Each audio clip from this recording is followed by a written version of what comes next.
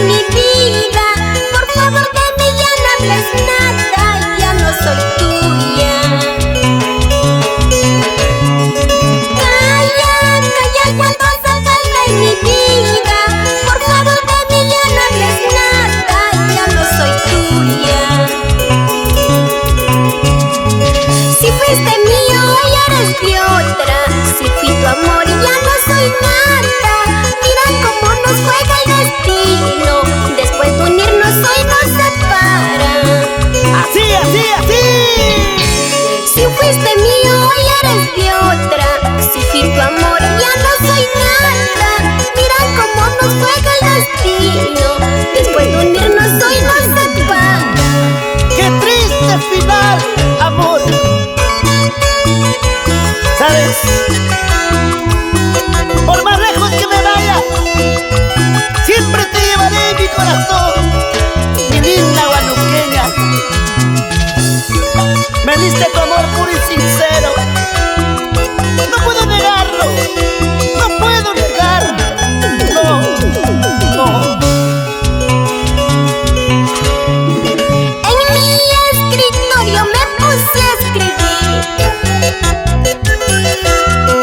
En mi dormitorio me puse a soñar.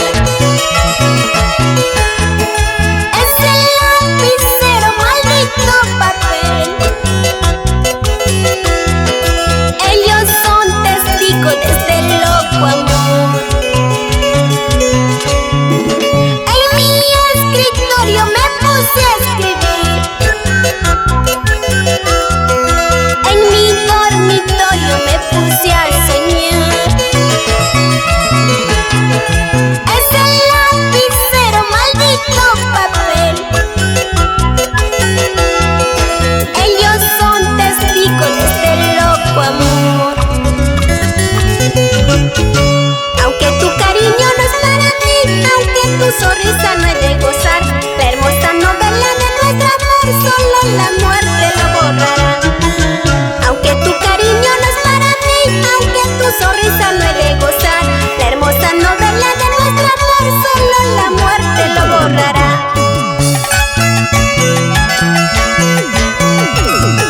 ¡Vamos! Ricardo Manos García. Baila, baila con tu linda esposa, Cintia Espacio Flores. Así. Ya vamos por todo Guamarís. ¡Vamos, Cecilia! ¿Por qué estás llorando? ¿Por qué estás llorando? Habiendo tantos amores en la vida como las flores en el campo.